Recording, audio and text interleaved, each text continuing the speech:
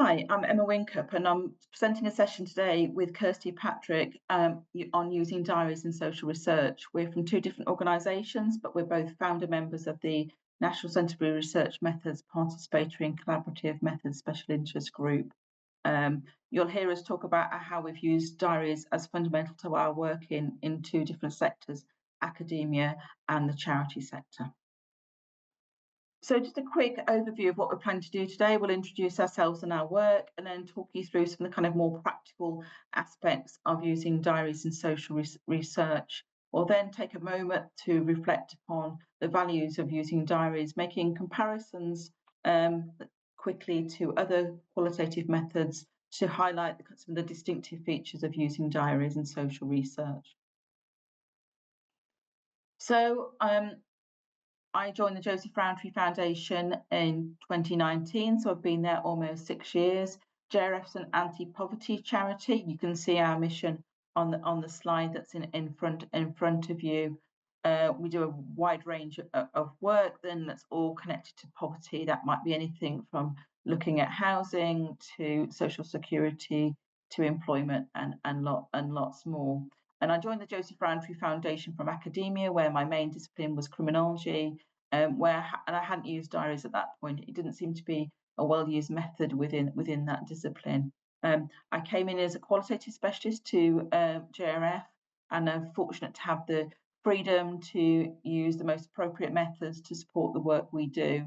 And that work is about developing the evidence base quantitatively and qualitatively, but it's also very kind of policy focused as well, thinking about how we can develop new policies, how we can be involved in campaigning, how we can shift public attitudes. So one of the projects I've developed with colleagues is the Grounded Voices programme. It's been running now for 2 years or so. It started off by us talking to people who were experiencing financial hardship about how they wanted to share their experiences. And right from the start, diaries came through as a way in which people wanted to share their experiences. So we did some work then testing a programme before rolling it out. Particularly keen to use the programme then to amplify the voices of people struggling to afford what they need. So making sure that people, particularly those often not heard in debates about financial hardship, have the opportunity for their experiences to feed into that work we do. So a very kind of practically oriented programme. And we use diaries within this programme as part of a mixed methods approach. So we also get to know people initially through doing one-to-one interviews, and then we use focus groups to delve deeper into some of the issues people share within diaries. And you can read more about the programme at the link there. I'm part of that insight infrastructure team at JRF, and we particularly work to make sure that insights about poverty can be shared quickly within our own organisation, but with other organisations too. So it really makes a difference to people experiencing poverty. Thanks, Emma. I'm Kirsty Pattrick, and I joined Mass Observation in 2011 with a background in history. So, Mass Observation is an archive of everyday life in Britain, people's thoughts, feelings, and experiences. It was founded in 1937 as an independent social research organisation and continues today as a national charity in the care of the University of Sussex. So, we're based down in Brighton. And we continue to be a source of qualitative narrative data used for learning, teaching, and research, both in academia, but also for the wider public. One method we use to generate our material is the day diary. And this is similar to some of Mass Observation's early work in the 1940s when they got people to write both day diaries and longer submissions throughout the Second World War. And today we use open calls nationally to generate this material. So why the 12th of May? This was Mass Observation's first activity in 1937. It was the day of the King's coronation, and they were keen to know what they were doing and what they were thinking and feeling about this event. Whether they were taking part, or we have opinions saying there was too much pomp and ceremony and it was a time of economic crisis. So we chose that date, and in 2010, project was reignited, and we asked people across Britain to document their day, what they do on the 12th of May, from when they wake to when they go to sleep, what they do. And the value is in the ordinary, that which would be otherwise unrecorded, very much the minutiae. So what boxes you're putting your recycling into, what podcasts you're listening to, what you've been buying in the shops, and who you've been talking to. So what we have now is strength in the longitudinal, because we've got 15 years worth of narrative data. And we find that it's our more diverse collection because it's less, it's not so much of an ask, and people can take part in creative ways. Um, Predominantly, it's been used for learning and teaching, but more increasingly research, especially our most recent collection from COVID 2020, which just struck a chord when everybody was in lockdown. And you can find more information on our website below. Okay, so we're going to talk through now some of the kind of different aspects to think about when you're contemplating using diaries. So we'll start first with recruitment. So for the Grounded Voices project, we set up a proposal sample. We want to make sure we included a range of people who are experiencing financial hardship. So we looked at the groups of people who would need to be included and made sure they were there. So, for example, unpaid carers, people with disabilities and health conditions, as well as making sure we included people from different demographic groups as well, over sampling for people from minoritized ethnic communities. That's quite a big ask. So we do use a recruitment company to help us identify people, because we want to make sure we've got people living across the UK, in England and in the devolved nations, and a good mix as well of people living in urban and rural areas. It doesn't have to be done this way. It might be something that if you had a more targeted group, or you're working in a smaller geographical area, that the recruitment could be something you could manage yourself through establishing kind of connections with organisations, and doing more public calls. Just worth emphasising, though, that we don't use the recruiters solely to establish informed consent. We make sure that we have follow-up calls with people who've expressed an interest in the project, so they understand what the commitment is, because it's quite a lengthy commitment, as you'll see in a moment, and that's supported then by hopefully a very accessible participant information sheet that we send out after the call. So for the 12th of May Day Diary, we use existing networks and develop new partnerships. We send out publicity packs, which has links and templates that can be downloaded. There's a dedicated website page to the 12th of May with information for not only individuals, but community groups and schools. We do a lot of work with third sector organisations and prisons across the UK. We're a very small team with a national reach, so it's for us it's really important, obviously, to make these networks and partnerships, because we couldn't have the success we do otherwise. And we push a lot through social media as well, and that's increased over the years. And the strength of working with wider organisations, an example is when we worked with Action for ME, and they were able to publicise it to all of their members across the country, which obviously, provided really valuable content, which we wouldn't have been able to do otherwise. So let's talk a little about the kind of methods and the type of data that you can generate through using diaries. So the Grounded Voices project, we use a specialist app. There's a number of apps that are there. They've mostly developed to support market research, but work well in a social research context. It's often possible to try them out, particularly if you're a student without cost. So we use the app then to set 2 tasks each week for 12 weeks. The tasks go out on a Monday morning. They are in a written form, but also in a video form, because that's more accessible to some people.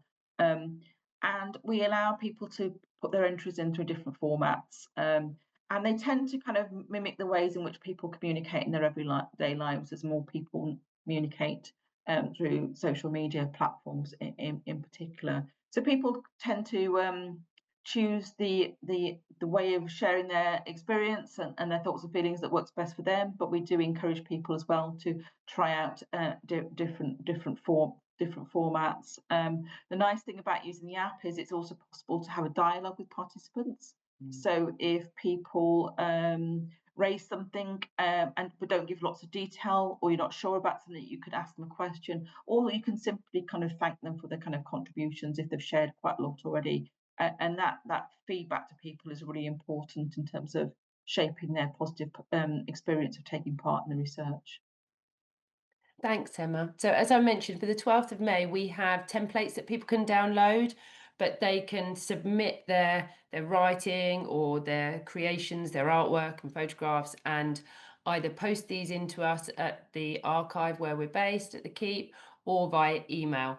And in the last few years, we've also set up an online survey tool for the 12th of May, so people can have that flexibility to submit on their device, at the end of the day, or if they're on their phone on the train home. So there's a variety of methods, and we don't have a deadline, to again give that flexibility. Okay, so the participant experience is obviously really important. We want it to be a positive experience for people taking part. And without it being a positive experience, the data process wouldn't continue. So for the Grounded Voices program, we do talk to people throughout the program about how their experience of taking part. That's one of the feedback loops we have, as well as sort of sharing what we've heard as well. So at different points, either in a kind of group session or in a written summary. People consistently tell us that that space for private reflection is really important. Often people are so caught up in managing their financial hardship, they don't necessarily take the time to think about what they do and the impact it has on them. So that's important. And they don't often talk about things with other people too. So being part of that wider community where you can talk about things that are still stigmatized in some respects. Talking about money is not something people tend to do much, particularly some of the more difficult aspects like being in debt is important. So even if they don't meet other people because they don't come to a group session, knowing that there are other people who are in a similar situation who are sharing their experiences is something that's important to them. It's not. We try and build in some participatory elements too, as well, so people can feel they've got some input into the program. We do have an advisory group made of previous participants, but the main thing is, while the diaries are running, is we ask people about the kind of things they want to talk about in other weeks, and reflect also on what we've heard in the diaries, and ask people what groups they'd like to come to as well. Thanks, Emma. So, um, with our work, it's obviously been an incentive that we have diaries from the Second World War that are heavily used, and people know that their diaries are going to be part of this archive. But I think what that shows is that it's it shows the relevance of being able to leave a legacy, and that their writing is safely kept for posterity. So that's quite tangible in them understanding how it's going to be used and its value. Although we've got lots of researchers using it, within months of it being submitted. And it's just emphasizing in our communication and in our publicity that it provides an opportunity for people's voices to be heard, that they are of value. And that's where a lot of our workshops in advance of the 12th of May are important, working with these minority groups, our outreach managers going into prisons and going into schools to highlight its value and make those connections. And then that word of mouth is very powerful. So we've got lots of people who submit year on year. And as Emma said, making sure we feedback, having that acknowledgement, going back to people, which we obviously have on the online forms and the email, and where we can post. So to just thank people for their contributions is really important. And that's helped us being able to continue each year. Okay, so this is a whistle-stop tour through using diaries, and so we'll say something very, very briefly around analysis, not to provide a guide to analysis, but perhaps just to encourage you to think about how you might analyse the data before you kind of collect it. I just wanted to there's many analysis challenges, but there's a couple that I probably wanted to flag up, particularly given the diary work I do in the kind of the context of the organisation I work in. One is that we have very quickly amass a lot of data, and it's data in many kind of different forms, and that's just from the diaries. And then we have other methods too, and that adds to the richness of the data and the depth of understanding. But it can be a challenge for analysis. And I suppose laid on top of that, for me working in an organisation that's doing proactive work, but also trying to respond to a very fast-moving political environment. Often, it's when the need for colleagues to have timely data as well. So. Analysis can be a kind of long and quite a laborious process, but there isn't always the time to do that. So it's kind of thinking what the trade-offs might be in terms of getting things out quickly compared to kind of looking at things in more depth. The platform has some tools built in that we do use. There's a tagging function which allows you to sort of sort and retrieve data. There's also an AI analysis tool that's built in, far from perfect, but does kind of get you over that sort of initial stage of starting the analysis and kind of staring at a blank piece of paper. Thanks, Emma. So just really to add on to that, we're seeing more use in our diary data being used longitudinally due to the amount that's there and being able to look at trends over time.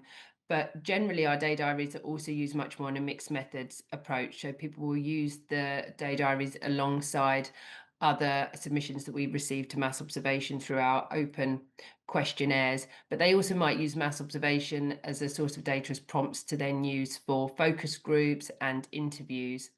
And with the day diaries, I think we, emphasized and highlighted throughout this the value in that moment by moment, that it is timely. And that's rung true for us, where we've been in a position on the 12th of May to capture moments in time, such as the pandemic, COVID-19 pandemic in 2020 when everyone was in lockdown. But also when we first started this in 2010, it was the first day of the coalition government. So you have those ordinary days and then you have those extraordinary ones. So just to kind of end then, there's hopefully it's kind of come through that we feel there's a great deal of value in using diaries in social research. We're trying to kind of summarise this into three broad headings, and won't go into repeat that now. But I think for us, it's that distinctive nature of the data that's really important. I think you reach different types of data. You collect different types of data through diaries that compared with different types of qualitative methods, particularly getting in that small detail that people don't recall through other methods when they're asked a question in a focus group or an interview. The flexibility is really important, and connected with that, then the inclusivity, the fact that people are able, putting those two things together to share their experiences in ways that work for them at a time that works for them, and allows them to kind of negotiate some of the practical challenges they may face in life, around kind of caring commitments, for example, as well as other ones about perhaps English isn't a first language, or they may have special educational needs, is really important. And in terms of being a method then that really kind of speaks to wanting to do inclusive research that reaches out to the widest group of people possible. So thank you for your time. We hope that we've shown and highlighted enough our enthusiasm for diary work, and some of the practicality, some of the challenges. You can find out more information about both of our organisations from our websites detailed here, and there is also further information on the NCRM website. So best of luck and thank you for your time.